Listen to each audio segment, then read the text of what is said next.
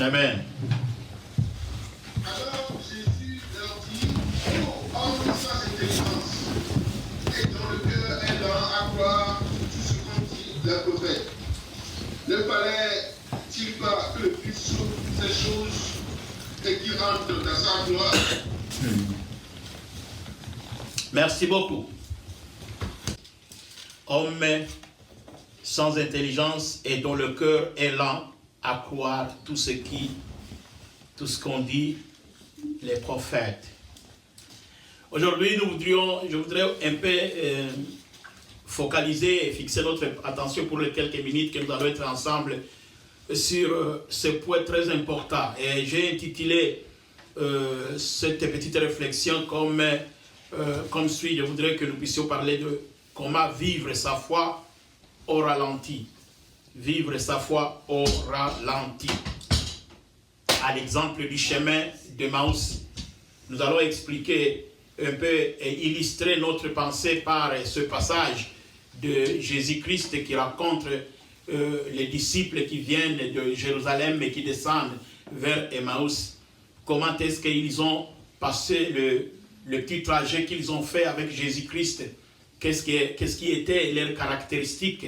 Et qu'est-ce que sont les enseignements que nous pouvons tirer de ce petit voyage que ces disciples-là qui descendaient sur le chemin d'Emmaüs, les deux disciples qui étaient sur le chemin d'Emmaüs, racontera Jésus et faisant route ensemble avec lui. Et j'ai bien insisté sur le mot « le cœur lent à croire ». Le cœur qui est lent à croire. Si nous commencerons par comprendre, nous allons comprendre ce chapitre comme un chapitre qui parlait des émotions intenses de ces deux disciples.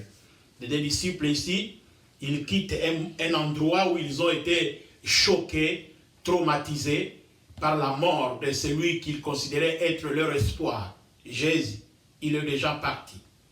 Et quand ils font ce voyage pour rentrer à Emmaüs, ils sont emballés par certaines caractéristiques émotionnelles.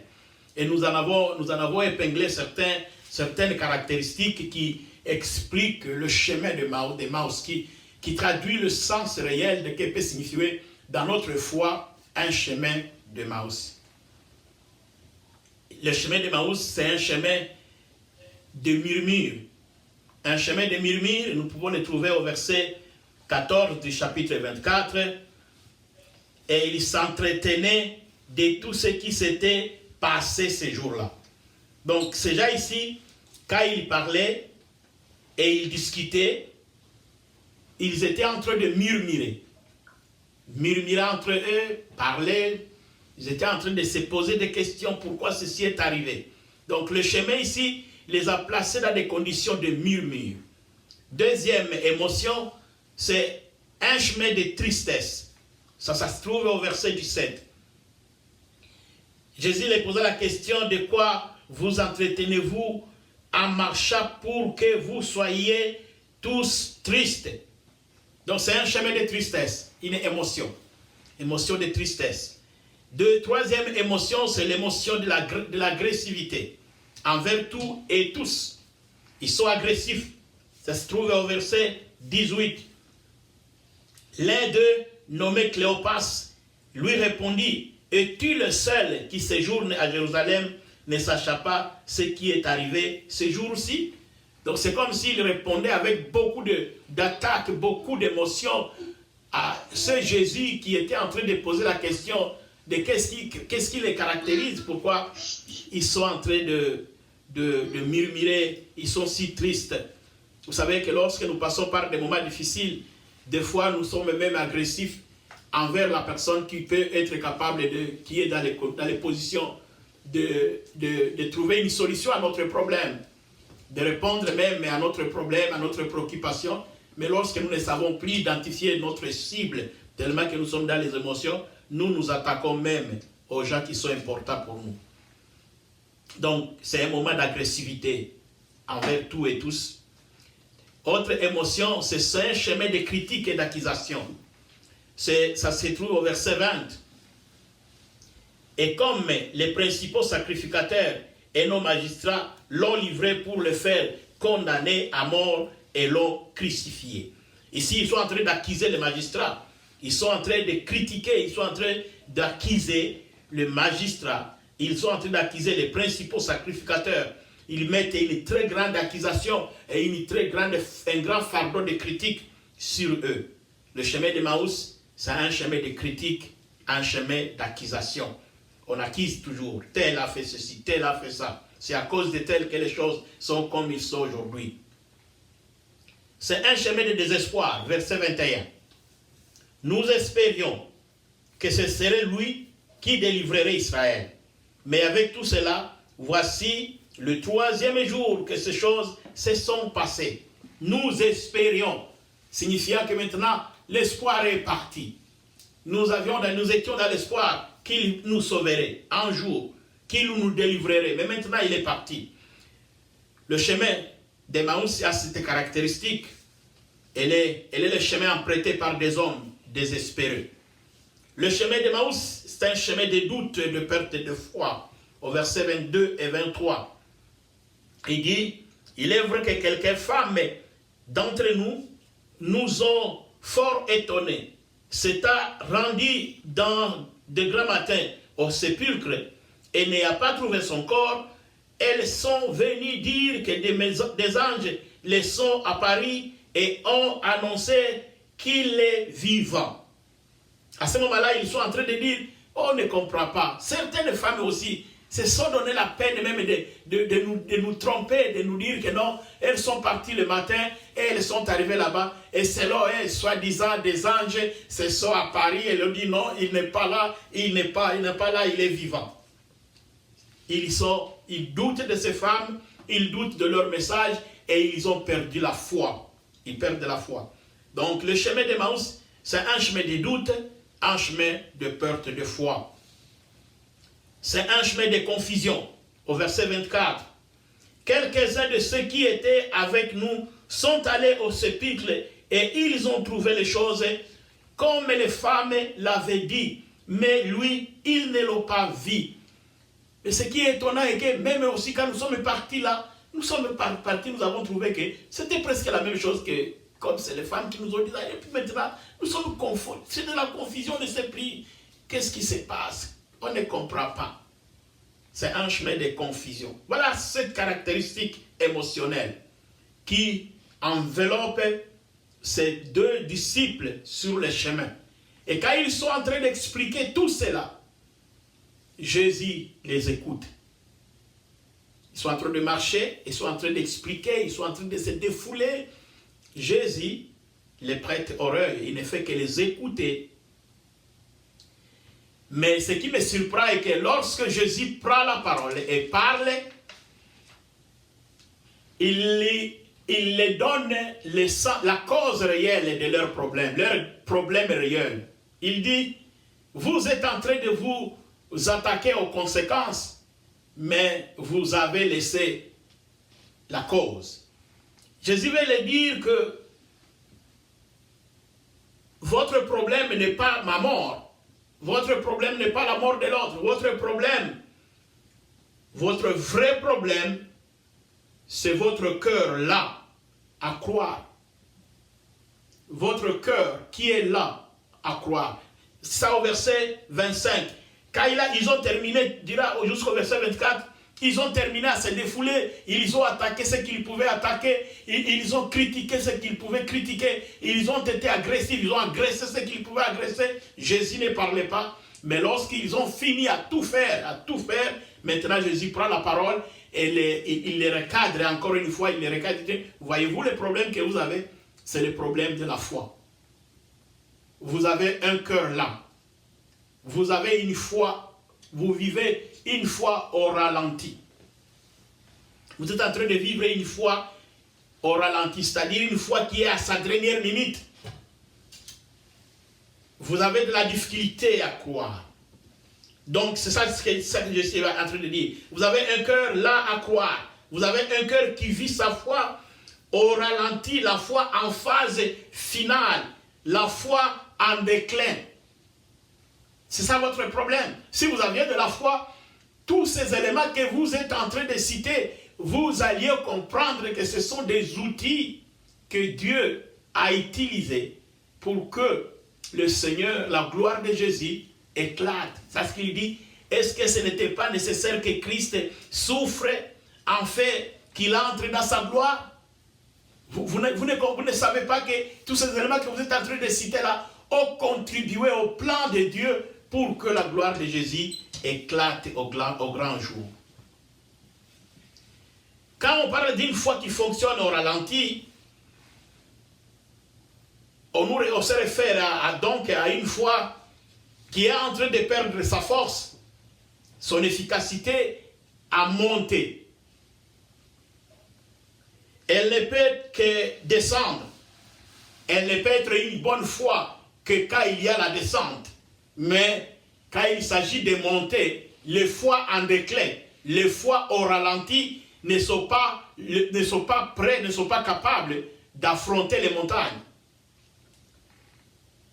Donc les foi au ralenti sont bonnes aux descentes qu'aux montées. Et Jésus, quand il les qualifie, il dit, c'est ce genre de foi que vous avez. Vous n'êtes pas capable de monter les montagnes. Quand notre foi fonctionne au ralenti, mes frères et sœurs, mes enfants, fils et filles, oublions l'intervention de Jéhovah Jireh, c'est-à-dire l'intervention de la provision de Dieu, celle qui ne nous attaque qu'au sommet de la montagne, à l'exemple d'Abraham. Le miracle de la provision de l'Éternel, le Jéhovah qui pourvoit, n'est possible, n'appartient qu'aux hommes et femmes qui ont la foi qui les permettent de monter la montagne, puisque ce genre de bénédiction ne se retrouve qu'au sommet de la montagne. Et ce genre de bénédiction n'appartiennent pas aux gens qui vivent une foi au ralenti, puisque la foi au ralenti ne peut pas monter. Ne peut pas monter. La foi au ralenti n'est possible que pour la descente. Et la descente mène vers le déclin et la mort. Donc Jésus est en train de bien circonscrire l'état spirituel dans lequel ces deux disciples se trouvent. Et il leur dit, vous êtes allés de l'autre côté, vous avez attaqué un mauvais cible. Mais le vrai cible que vous avez, c'est votre propre cœur. Pendant des moments comme ça, vous devriez plutôt réexaminer votre manière de vivre la foi. Alors, à tout cela, toutes ces émotions citées si haut n'étaient pas donc les vrais problèmes des disciples, mais plutôt la conséquence de la vraie cause, le cœur, là à croire les prophéties. C'est au verset 25. Jésus les administre donc encore le remède dont ils avaient besoin. Ils ont le remède, ils ont besoin d'un remède et à ce moment-là, pour guérir leur cœur, donner encore un souffle qui peut les permettre encore de rénover leur force, de se renouveler pour qu'ils puissent encore récupérer la force en fait de bien monter les montagnes. Jésus les parle. Il les a parlé à propos des Écritures. C'est ça ce qu'on a traduit là-bas. Il dit que Jésus, alors à ce moment-là, il les a parlé à propos des Écritures. Au verset 27, et commença par Moïse et par tous les prophètes, il les expliqua dans toutes les Écritures ce qui les concernait. Maintenant, il les a ramenés dans la parole. Il a parlé. Et il les a donnés, il les a encore réconfortés. Il les a parlé à travers la parole qui est la parole puissante, la parole qui redonne la vie et la force. Et quand il a fini à les parler, il y a quelque chose qui est né de ces disciples-là, ces deux disciples, et que j'admire beaucoup, qui devait être notre comportement, nous tous en tant que chrétiens. C'est que quand Christ parle, les deux disciples manifestent directement des comportements très importants et qui militeront en faveur de leur restauration de la foi, de leur foi. D'abord, ils développent une capacité d'écouter Christ. Ils sont silencieux. Ils ne répondent pas, ils ne l'interrompent pas. Ils le laissent parler et écoutent.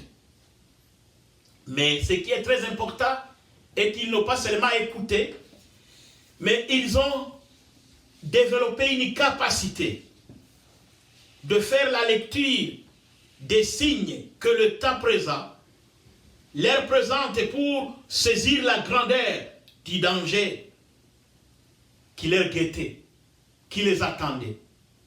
Et ils ont été en train d'écouter Christ, mais aussi leurs yeux étaient en train de regarder les signes, le temps. Qu'est-ce qui était déjà le temps? Qu'est-ce que ça ressemblait le temps qui est en train d'arriver? Et au verset 29, avec leur écoute, ils ont écouté, ils ont aimé, ils ont compris qu'ils sont avec Christ, qui les parle. Et la parole qui les a ouvert les yeux pour comprendre qu'ils sont avec. Ça a commencé à créer à eux la soif d'écouter. Alors, ils ont développé une capacité de lire, faire la lecture des signes des temps. Et voilà ce qu'il dit. Ce qu'ils disent les deux. Au verset 29.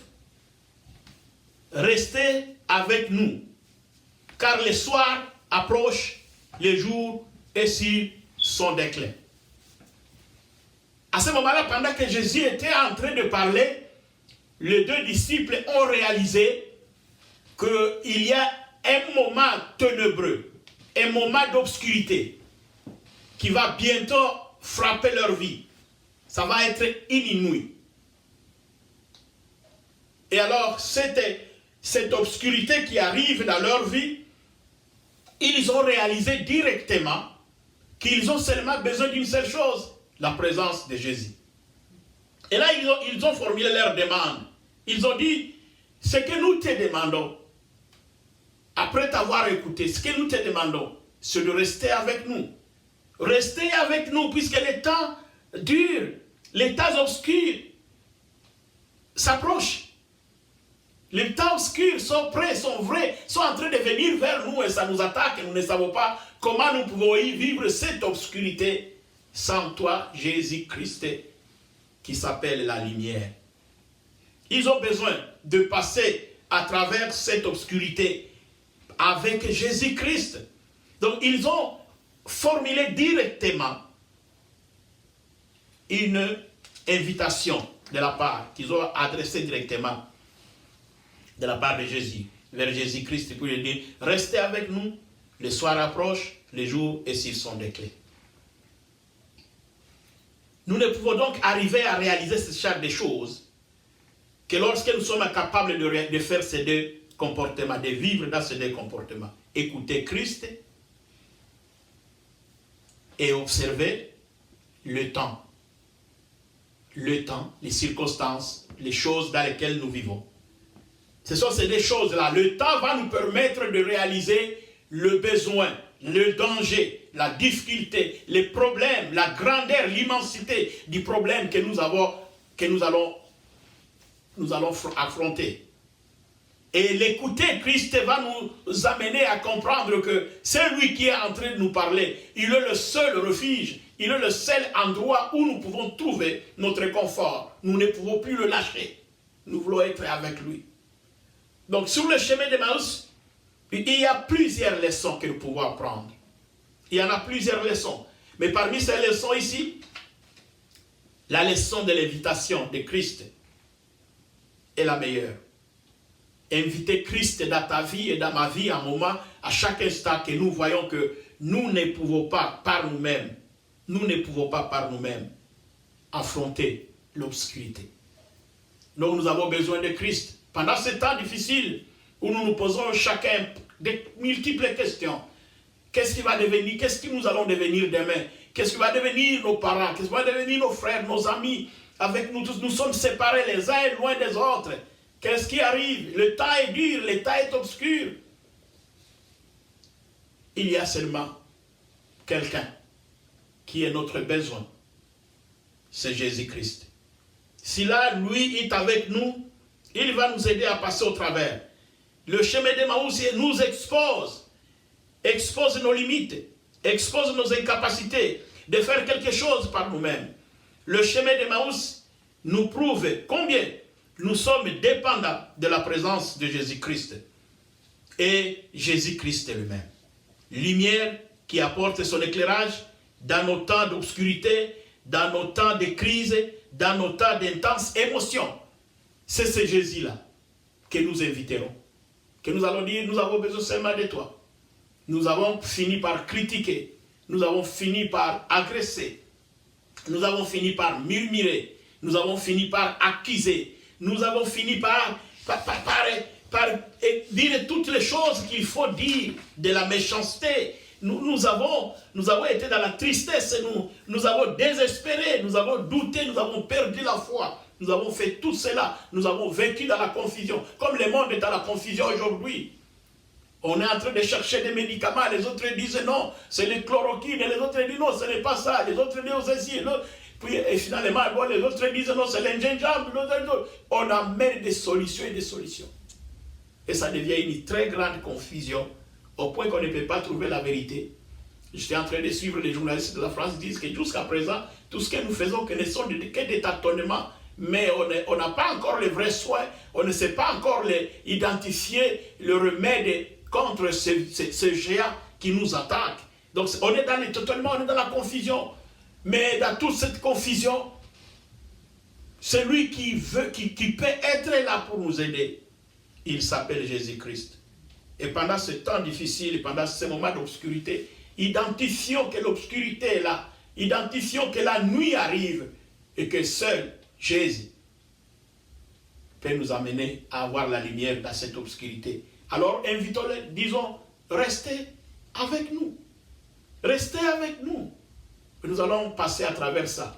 Restez avec nous. Nous voulons ta présence. Nous voulons la présence. Toi, tu as besoin de la présence de Jésus. Moi-même, j'ai besoin de la présence. La parole de Dieu nous dit que lorsque Jésus est resté avec eux, il a partagé la communion ensemble. Et pas lorsqu'il les a donné la communion dans la fraternité, dans l'amour, ils ont mangé et les yeux ont été ouverts et ils ont compris qu'ils étaient avec Jésus-Christ qui est ressuscité. À ce moment-là, ils ont été transformés à des grands évangélistes qui sont revenus sur le même chemin, le chemin émotionnel, le chemin de la tristesse, le chemin de l'angoisse, le chemin de la perte de foi. Ils sont revenus sur le même chemin, dans la joie, annonçant la résurrection de leur Seigneur.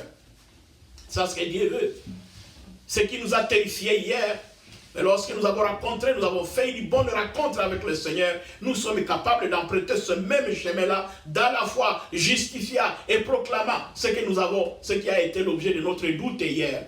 Quand ils sont passés sur le chemin d'Emmaüs, ils doutaient de ces femmes-là qui ont dit que Jésus est ressuscité. Ils les condamnaient. Ils n'avaient pas de la foi envers ce qu'ils ont dit. Ils ont dit, ce sont des menteuses. Ils nous ont trompés. Sur ce même chemin de critiques, de murmures, de manque de foi, de manque de confiance, ils sont revenus sur le même chemin avec le même message qu'ils ont critiqué, qu'ils ont refoulé. Ils sont revenus avec le même message, sur le même chemin, en train de proclamer que non, nous aussi nous les avons rencontrés, c'est vrai, notre Seigneur est ressuscité.